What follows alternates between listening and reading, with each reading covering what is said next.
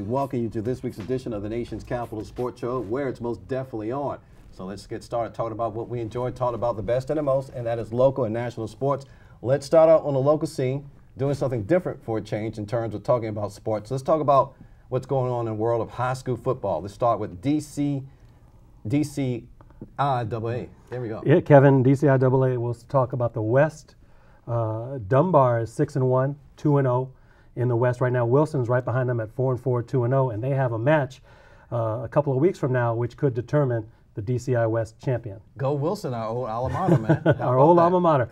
That's right. They've struggled outside of the DCIAA, but right now they're playing tough ball. But Dunbar, to me, is always tough. So it would be, I think, almost a miracle if Wilson beat Dunbar in a couple weeks. Yeah, they've been a strong suit for years, you know. Yeah, the two teams, they meet, I think, on the 26th of October. So we'll see, but it'll be for the West title most likely. Wilson would have to get by Coolidge first. Ooh, that's going to be kind of tough there. That's right, the Coolidge Colts. Mm-hmm. So, you know, tough times for Wilson and Dunbar. Those are the elite teams right now in the DCIAA West. In the East, it's HD Woodson. They're 3-4 and in first place. So can't say much about Woodson.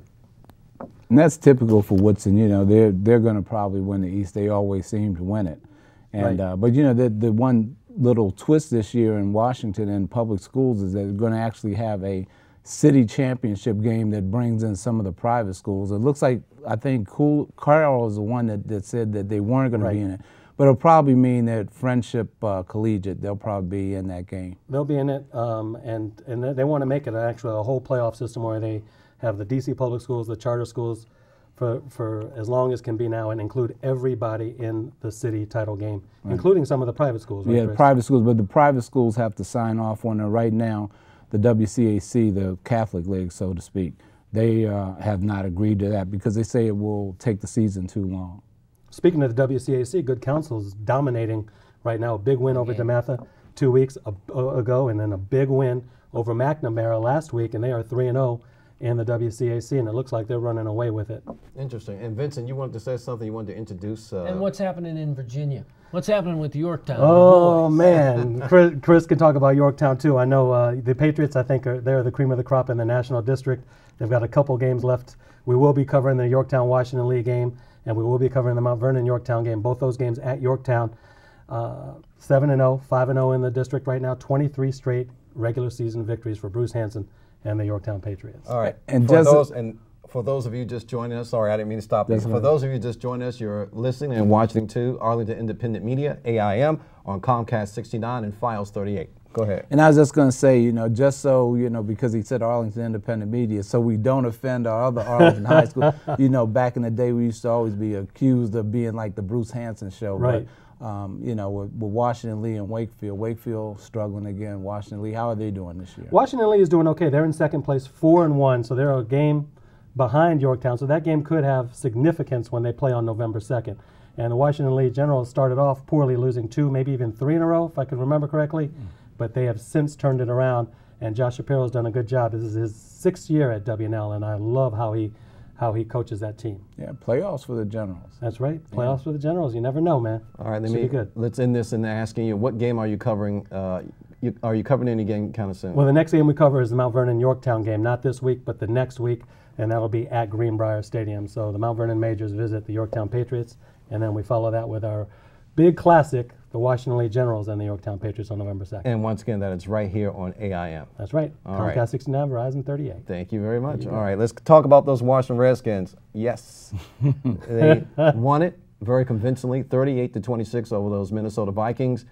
Robert Griffin III continues to look good. He is as advertised, as our very own Chris Dre would say. He is. He is better than advertised. He's more than what even I think anybody thought he could be. I liked him when he was at Baylor. The Shanahans obviously saw something in him over Andrew Luck, that they really liked him in this kind of a system where you have the zone blocking scheme and they can use the option with him. And he's a great runner, as we've seen, and he's also a great quarterback from the pocket. So I'm really impressed with RG3. And what a model of consistency, Vincent. He actually leads by example to be a young man. He ran for 2 touchdowns. You got to like what you see in the young man.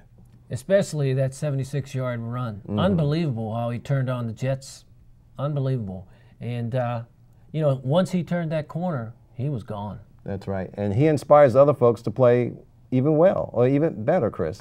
Yeah, you know, again, he's had a I know pretty it's good kind of season. hard for you to get a compliment, No. but nonetheless, I see you choking Yeah, there. after San Francisco spit up on themselves. But, I digress. Yeah, the Redskins with Griffin, he's had a really good season. I was a little concerned. He said he was going to be running out of bounds, but on that long 76-yarder, he decided to go on the sideline. And, with his track background, I guess he just said, hey, I can outrun anybody left. And that's what he did. And I tell you, he did outrun everybody, and it didn't even look like he was going that fast to me. Yeah. He started high-stepping around the 20-yard line. And a play like that, that could be a catalyst to really let their season take off. That's right. And there's other unsung heroes also on the offense, and they were.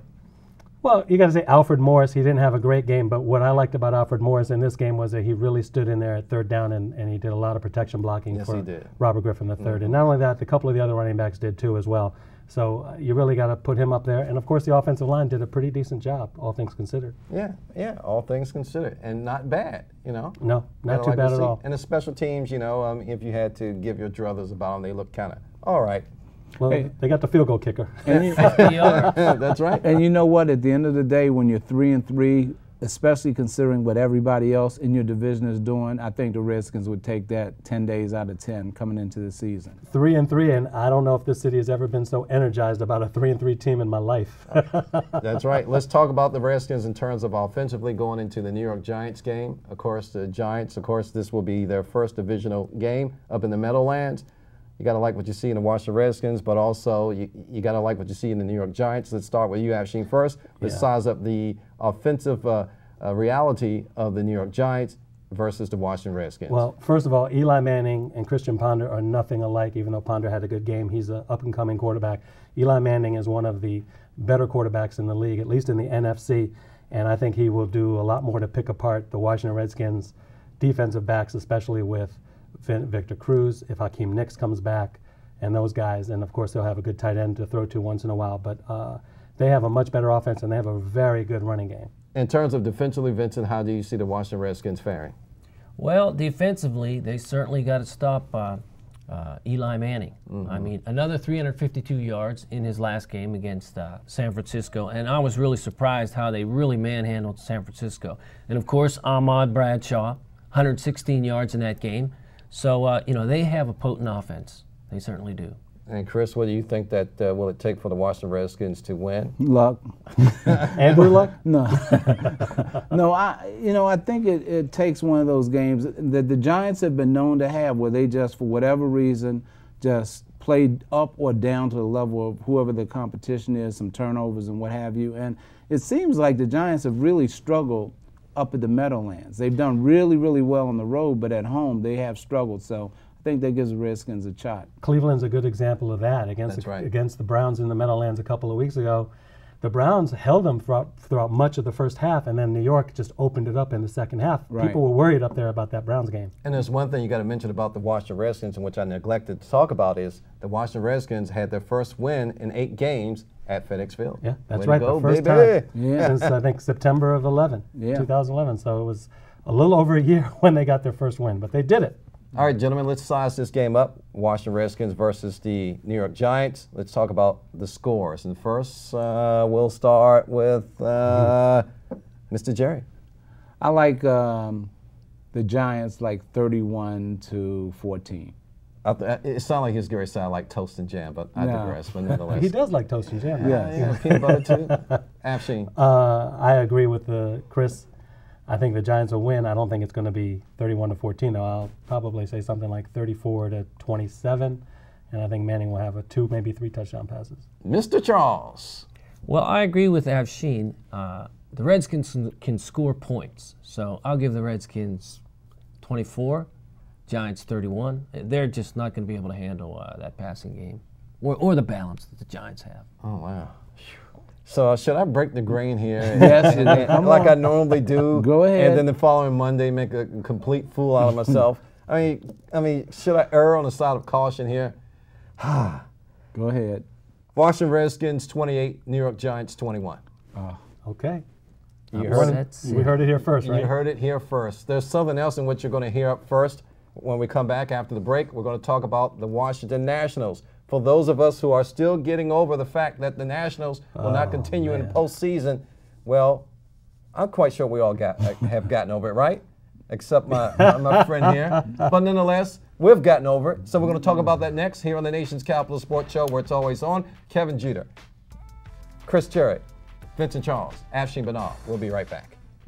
At Arlington Independent Media, volunteer producers of local television working together to bring the sights, sounds, people, places, and events of your community to you. Students of all ages and backgrounds learning the art and science of media production in hands-on workshops designed to empower and enable. Community leaders, friends, and neighbors gathering to discuss the critical issues that affect us all. More than 20,000 programs in the last 30 years produced by and for the Arlington community. A rich and diverse collection of independent voices building community. At Arlington Independent Media.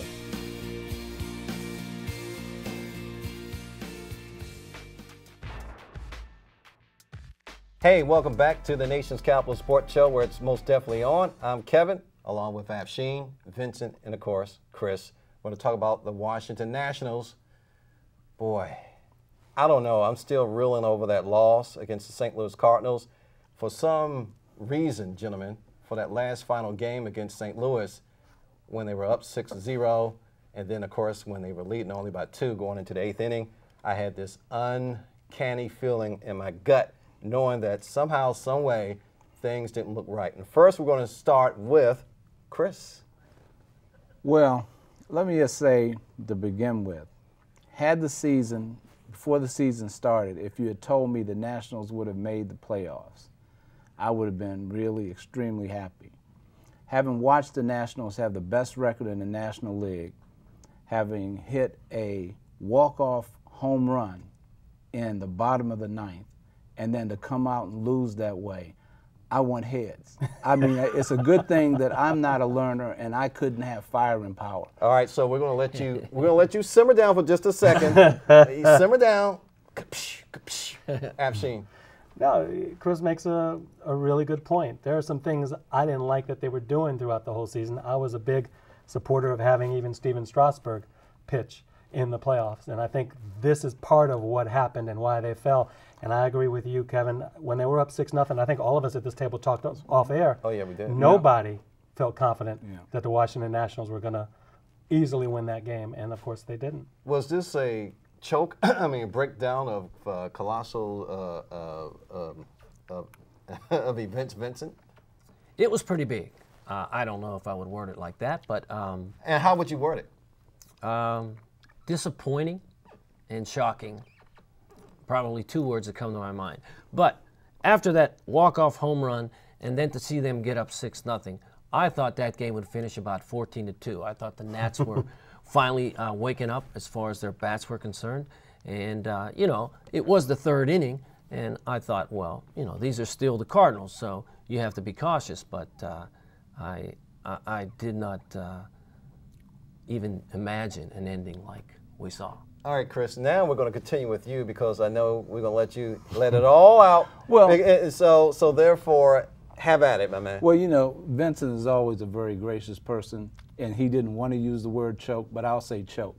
In the history of Major League Baseball, in a deciding game, no team had ever lost a game by being up more than 4 runs, 6 runs. That goes down in the record book as the largest lead to have blown, especially at home.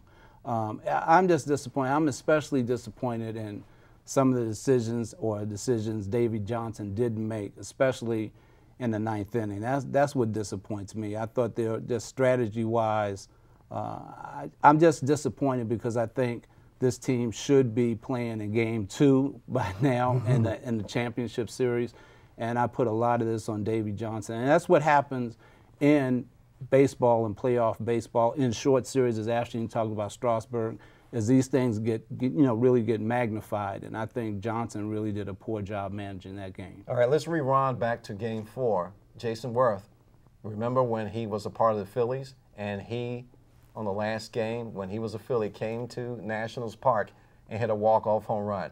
He did the same thing for the Nationals in Game 4, and man, locally, in terms of calling that game, Charlie Slows, they did a great job. Yeah, Charlie, to me, you know, they're talking about the high and the low. I mean, the Nats play-by-play team of Charlie Slows and Dave Jagler, I mean, I thought that was one of the all-time classics. If that had been a World Series game or even a league championship game, it's one that would have gone down in folklore. To hear that call, and then for the Nationals to be up 6-0, and then to lose the way they lost, man, you talk about going from the highest of the high to the lowest of the low, man, that's just a hard one to take. But at 98 and 64 wins, the best record in all of Major League Baseball. It was. They came, they give saw, them credit. and They didn't quite conquer for this particular year or season. So looking ahead for next season, what are some of the things that you need to change? We know that Davey Johnson's contract ended at the end of the season.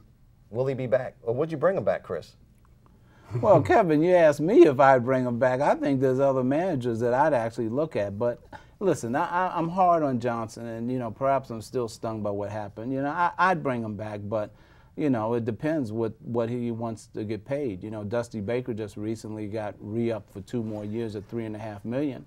You know, is Davey Johnson asking for that? Because quite frankly, if I was the owner and he was asking for more than 2, I would say, see you, go, I'll find somebody else. But you know, let's see what the learners are going to do. But, you know, as far as I'm concerned, perhaps the last conversation we had, you're looking for a manager with a little bit more compunction, someone who's not grandfatherly, so to speak.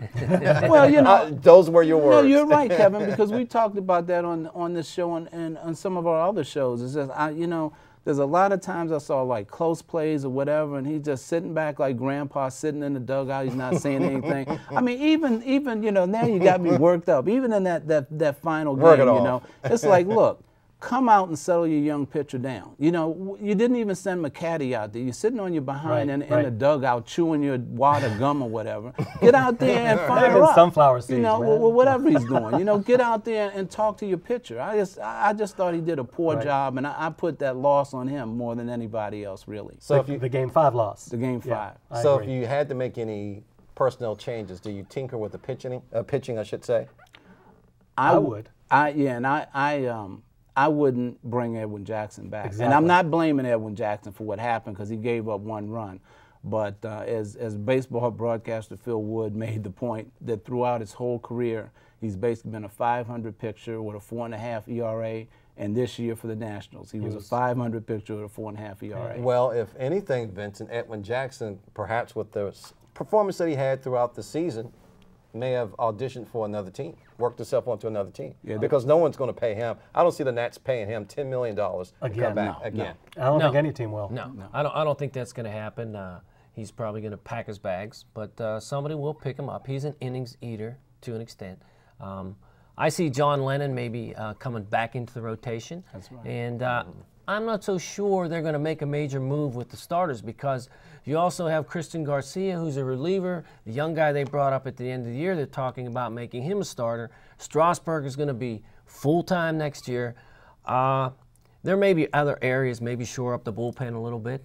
The Nats also have to worry about what's going to happen with Adam LaRoche. Right. That's true. I definitely think they need to bring him back. And he's winding down his career anyway, perhaps, right? Yeah, he's been one of the most consistent players on the team all year long. I mean, he didn't miss too many games either, unlike Michael Morse, Jason Worth, Ryan Zimmerman. These guys and his are the defense. main parts. And his defense people was pretty don't good at first talk about base. his defense, and I'll tell you what, he made the infield look good. There's one thing you have to say about Jason Worth, though. He was injured. He came back that second half of the season. And as Chris alluded to so many times on our show, that he really showed his moxie. He really came to play. He was the better player during the second half of the season. Yeah, he especially after coming back from the broken wrist. I thought he played well. But I just want to get back for a second, LaRoche.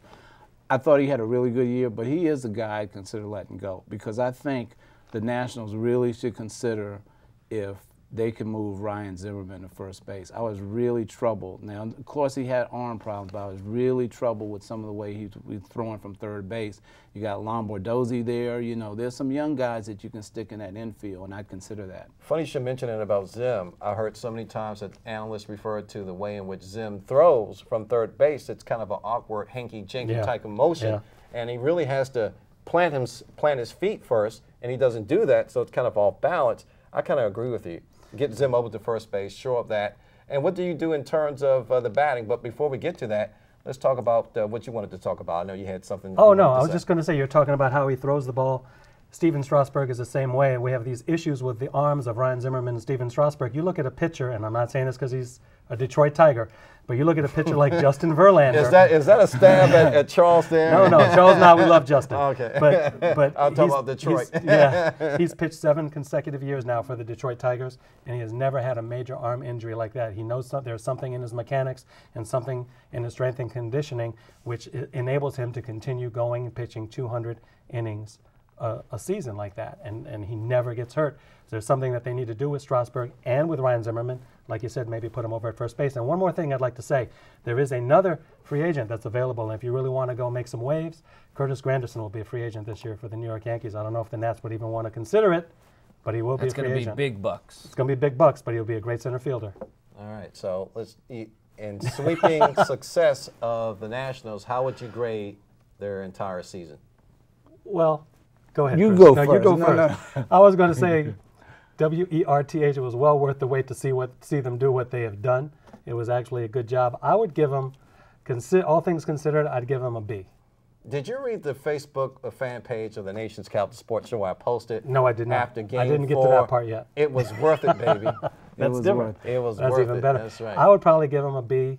I almost want to give them a C because of what happened in this last series, but I'll give them a B when you consider the whole season across the board. All right. Well, go over to Vincent because I'm quite sure Chris is going to have some parting shots, if anything. Vincent. I would grade them a B+. They exceeded my expectations. I expected 90 wins and I expected playoffs. After they went through the season for a while, I expected them to get into the second round. I think they exceeded the Washington area fans' expectations, so I would say B+, and can't wait till next year. But Mr. Jerry, I think it's going to be a long winter for you. And before you start up on that, I'm actually going to give them a B+. I agree with the combination of what Afshin and Vincent said, and even Chris has alluded to in the past. But let's see what he has to say about the present. He's going to have the last word on this. I'm going to surprise all of you guys. I'm going to actually give them a B+. You know, as disappointed as I am, I have to look at the grand scheme of things, and the fact is I didn't expect them. I would have been happy. This was their first year to even get 500, and to end up with the best record in baseball is saying something. Now, they spit up on themselves in the playoffs, but the fact is when you look at the total scheme of things, including growing a fan base, it was really big to see 4,000 and 5,000 extra people in that stadium. I think the Nationals this year deserve a B+, above average. But the bar has been set, expecting more next year. All right. One more question in regards to this. I know I said, Chris is going to have the last word, but we're going to go do a round robin about this again. Can they do the same thing that they did this year, next year, Afshin? No, in terms of the record? They won't win 98 next year. I don't believe they will. Vincent? I don't think they'll quite win 98, but I think they can win 95. Don't forget, there were a lot of injuries throughout the season, especially the first half.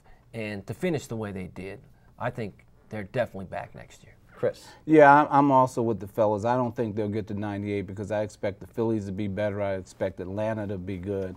And I think the Mets are going to be better. I think the National League East is going to be the best division in baseball next year.